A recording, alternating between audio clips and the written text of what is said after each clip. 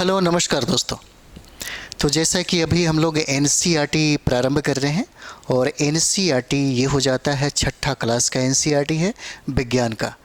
और हम लोग आज जो टॉपिक पढ़ने वाले हैं वो हो जाएगा तीसरा अध्याय है तंतु से वस्त्र तक। ये कोई ख़ास नहीं है, अगर आप इसको पढ़िएगा तो बोर हो जाइएगा, है ना। लेकिन आपको हम बताते हैं ये जो वस्त्र बनता है, वस्त्र जो आजकल हम लोग देख रहे हैं, है ना, पहन रहे हैं, अनेक वैरायटी के कपड़े पहन रहे हैं, यह सारे के सारे जो वस्त्र बनते हैं इसी तंतु से ही बनाए जाते हैं, तंतु से बनाए जाते हैं।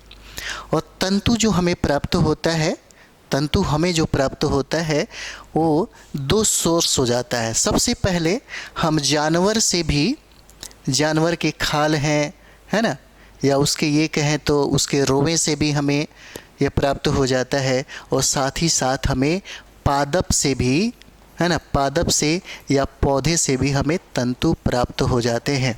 तंतु जैसे अगर हम लोग इतिहास की बात करें तो प्राचीन काल में जो आदि मानव लोगों ने अपने तन को ढकने के लिए जिस वस्त्रों का इस्तेमाल किया, क्या करता था आप ही सोच के देखिए।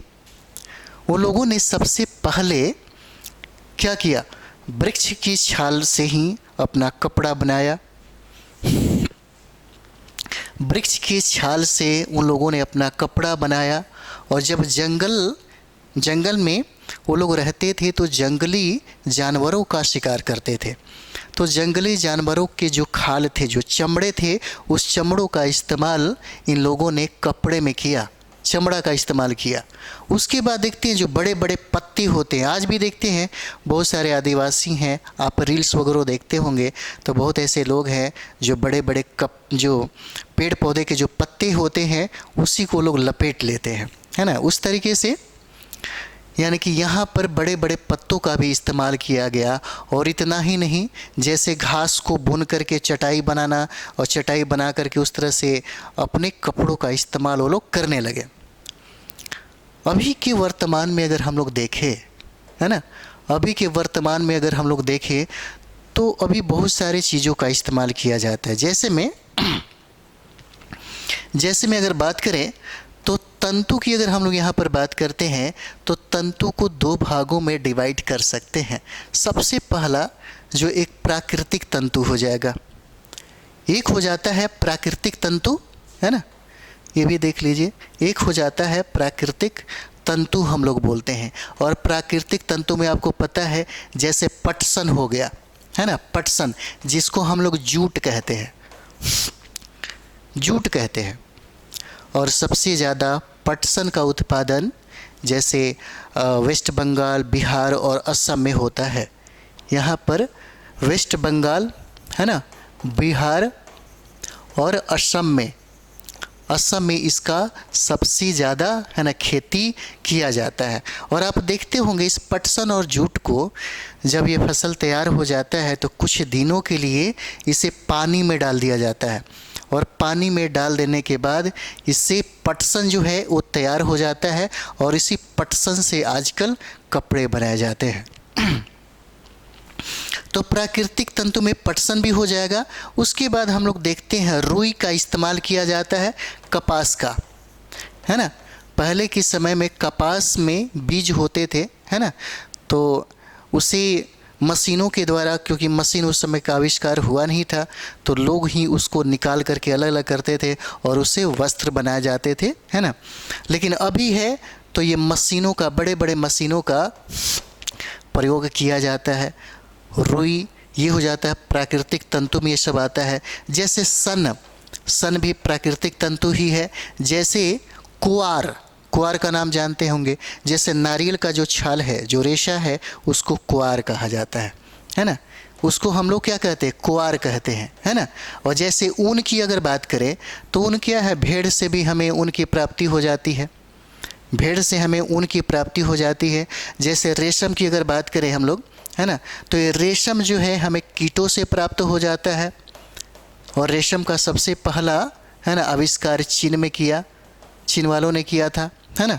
तो ये सब चीज़ें हैं, ये प्राकृतिक तंतु में आता है। और दूसरी बात जो है,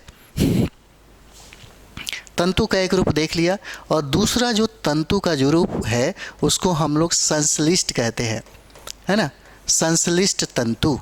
और संश्लिष्ट तंतु में क्या होता है, तो यहाँ पर देखिए रासायनिक पदार्थ से हमें ये प्राप्त होते हैं, रासायनिक पदार्थ से, जैसे पोलिएस्टर है ना, पोलिएस्टर हो जाता है। और दूसरे में हम लोग बात करें, जैसे नायलॉन का भी उत्पादन किया जाता है, जिससे नायलॉन का भी उत्पादन किया जाता है। और जैसे एक्रिलिक भी है, एक्रिलिक का भी हम लोग उत्पादन करते हैं। और ये सब होता है रासायनिक पदार्थों से ही प्राप्त किया जाता है ना, रासायनिक पदार्थों से प्राप्त किया जाता है। अगर इस सब में आग लग जाए तो तुरंत लग जाता है ना। अगर कपड़े ही सबके पहने हुए हैं तो बचने का कोई संभावना नहीं है। लेकिन अगर प्राकृतिक तंतु से बना हुआ अगर वस्त्र हम लोग धारण करते हैं तो बहुत सारा चीज़ें, इसीलिए प्राचीन काल में हमारे भारत से सूती वस्त्र का मतलब बहुत बड़े पैमाने पर इसका व्यापार होता था। यूनान के लोग, यूरोप के लोग भारत से सूती वस्त्र खरीद कर ले जाते थे, है ना, ये चीज़ें था। और यहाँ पर वही सब चीज़ें समझाने की कोशिश किया गया है, बाकी ऐसा कुछ भी नहीं है, है ना, जो आप देख रहे हैं यहाँ पर, है ना, ये जो देख रहे हैं सब वही है ना।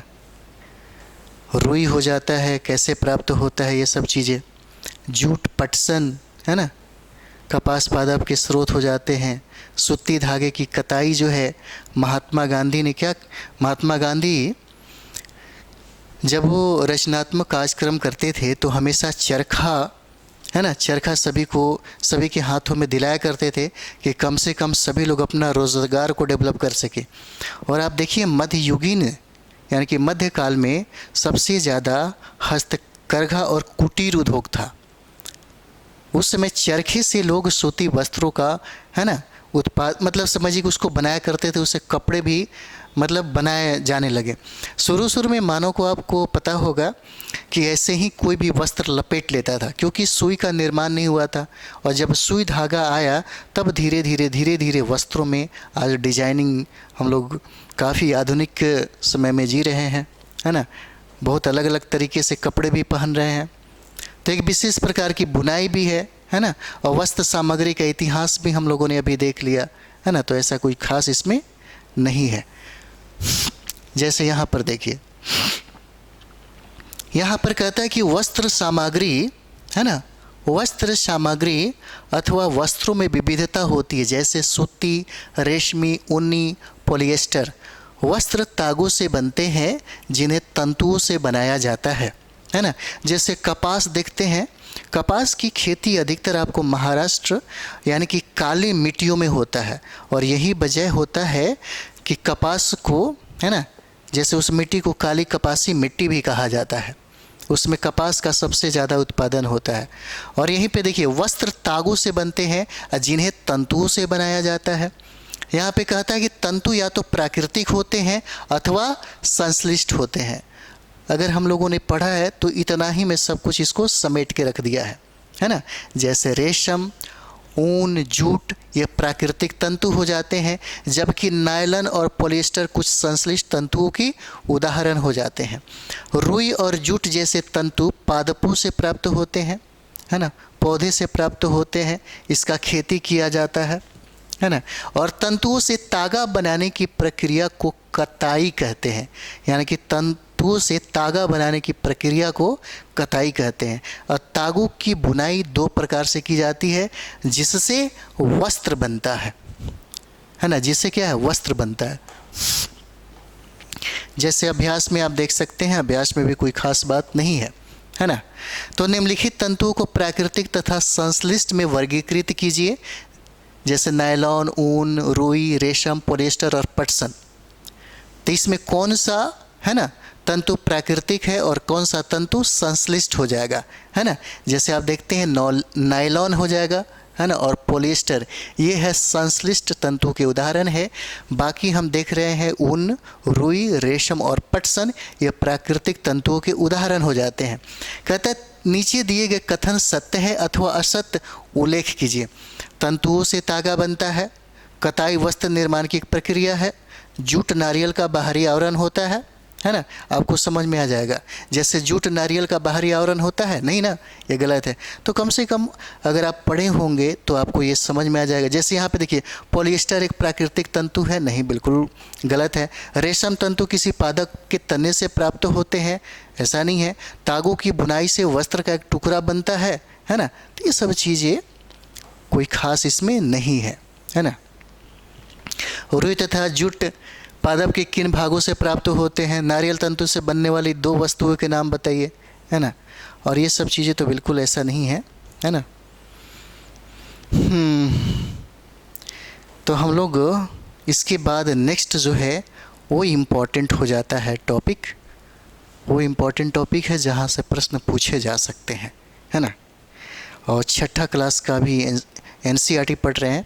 जैसे हम लोग क्लास ऊपर जाएंगे हमारा सब्जेक्ट का विस्तार होते जाएगा और वहाँ पे मटेरियल भी विस्तार होते चला जाएगा, है ना। क्योंकि छठा में अभी बहुत सारा चीज़ें हैं जो हमें पढ़ना है और वहाँ से प्रश्न पूछे जाते हैं साइंस में। तो चलिए हम लोग मिलते हैं नेक्स्ट वीडियो में। थैंक यू वेरी मच आप सभी लोगों को।